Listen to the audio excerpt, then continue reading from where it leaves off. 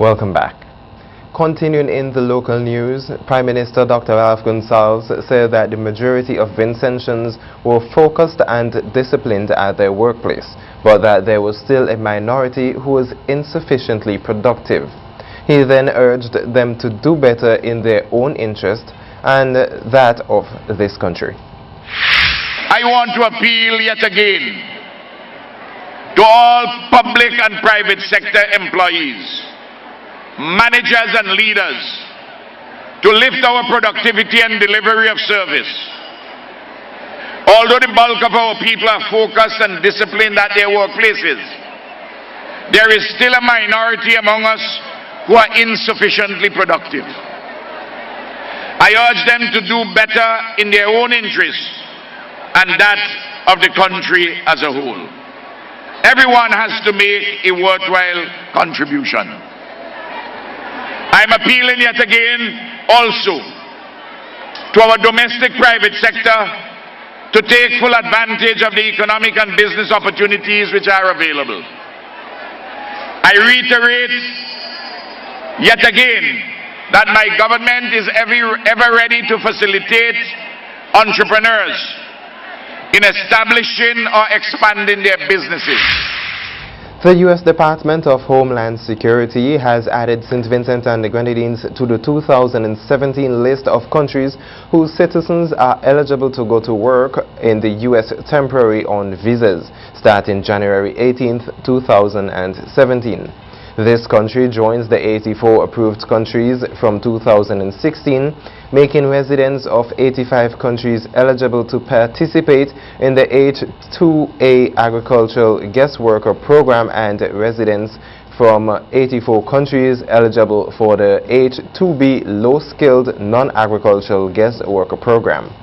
The eligibility designation expires after 1 year and must be renewed.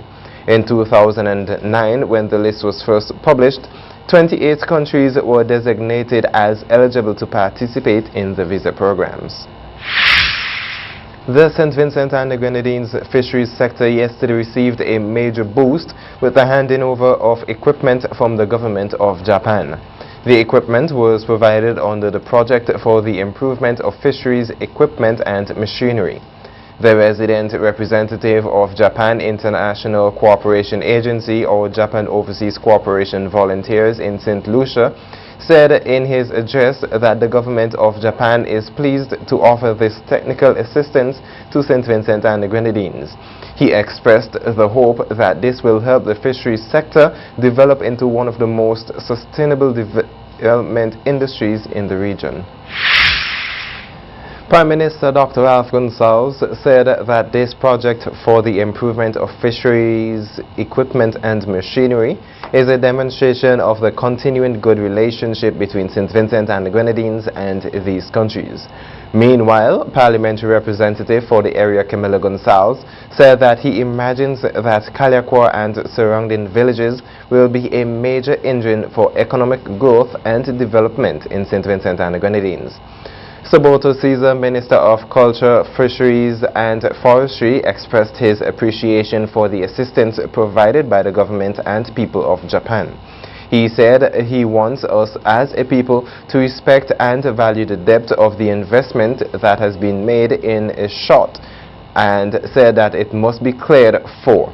The equipment donated yesterday morning includes ice machines, condensing units, control panels and ice storage facilities. The doors of the St. Martin Secondary School were opened to past students on Monday, October 24, 2016, as the principal, staff and students welcomed them to their mentorship program. This program was designed to encourage the students who are currently enrolled to aim for academic excellence as well as to boost their morale and enable personal growth. A release from the school said that the sessions were well received by the students who enthusiastically participated in the discussions. During their individual sessions with the students, the mentors engaged the boys in discussions on topics such as respect for self and others, good manners and behavior are essential, and the effects of drugs on adolescents. Prime Minister Dr. Ralph Gonsalves has said that the fuel storage facility at the Argyle International Airport has been completed and testing is expected to be carried out by the middle of this month.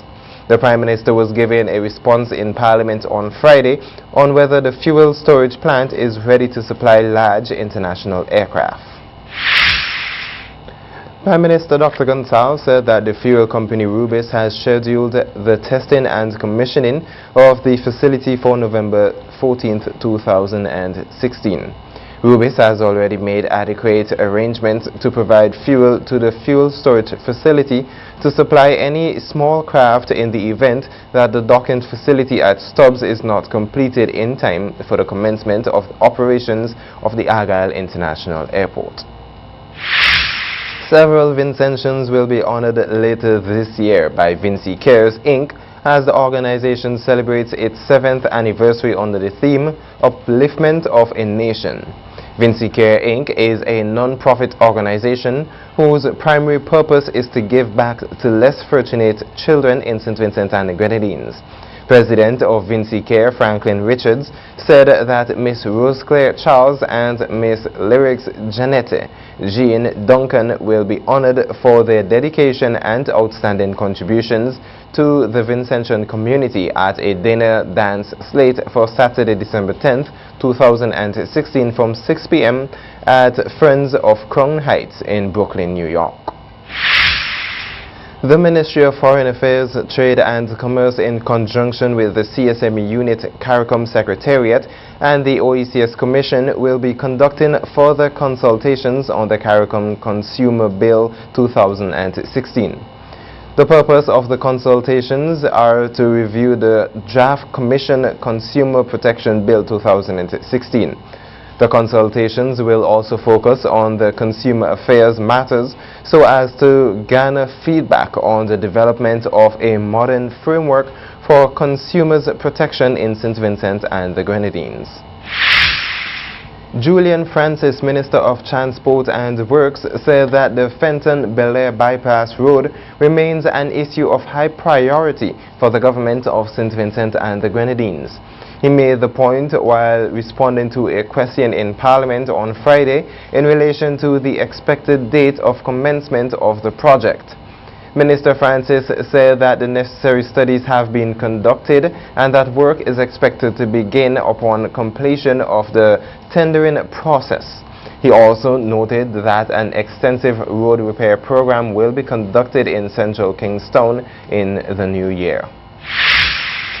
According to an update received from the St. Vincent and the Grenadines Meteorological Office at 9:30 a.m. today, a trough system will continue to generate unstable conditions across the northern and central portions of the island chains, including St. Vincent and the Grenadines. As a result, cloudiness, pockets of moderate to heavy showers, thunder showers and occasional gusty winds will continue to spread across the islands. Analysts suggest that these conditions will continue to affect the island during the next 24 hours. Residents in areas prone to flooding and landslides are asked to continue to exercise caution. The National Emergency Management Organization, NEMO, through the St. Vincent and the Grenadines Meteorological Office, will continue to monitor the situation. IKtv will also continue to monitor the situation. The biannual PTA meeting of the St. Vincent Grammar School that was scheduled for today, Wednesday the 2nd of November 2016, has been postponed because of the inclement weather. The meeting will now be held on Tuesday the 8th of November 2016 at 4:30 a.m. in the Assembly Hall. We'll take a short commercial break, and when we come back, your sports news. Don't go anywhere.